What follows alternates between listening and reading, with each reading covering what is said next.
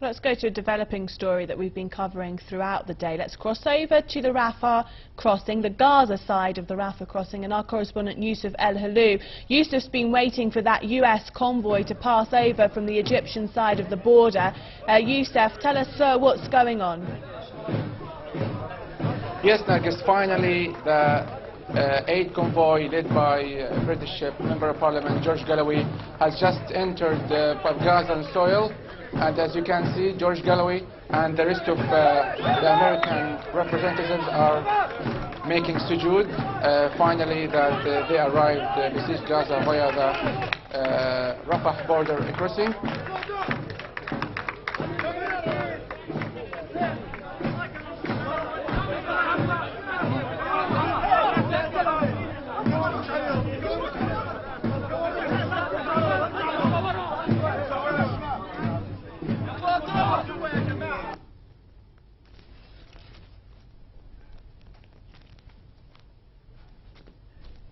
Okay.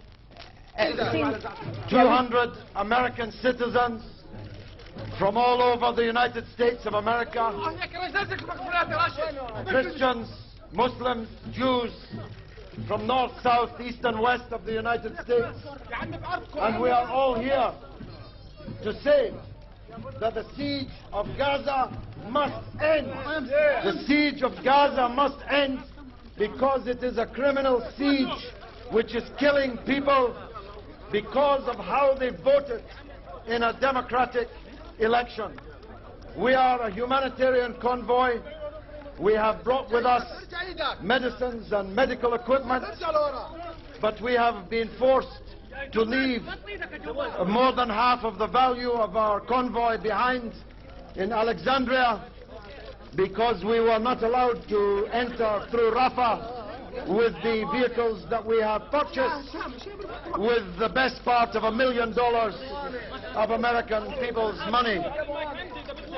We asked President Barack Obama, to match his beautiful words with actions, because action speaks louder than words. The Palestinian people are starving. They have no medicine. They have no power. They have no clothes. They have nothing that is needed for elementary life.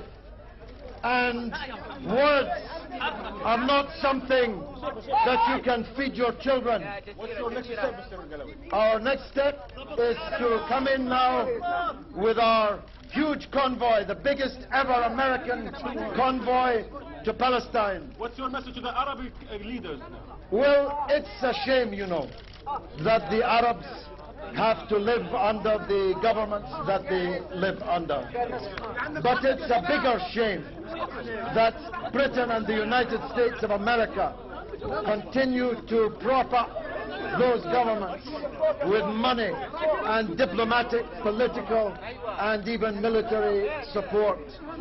But if the Arab world cannot come to the rescue of the Palestinian people, then we will try to do it from outside.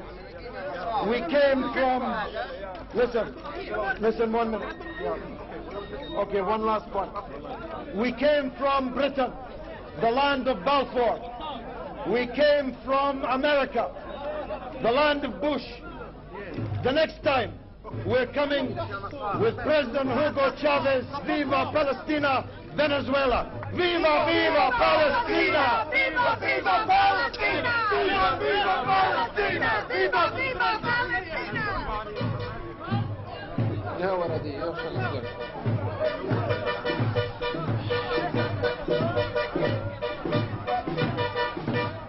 قدم.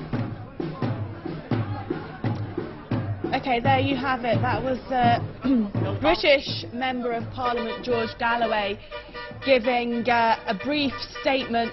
As you can see, the first of those convoys now coming through from the Egyptian side of the Rafah Crossing. A lot of noise there, a lot of media attention inside the Gaza Strip, but it's been a long battle to get only half of $1 million worth of aid from the American people inside the Gaza Strip.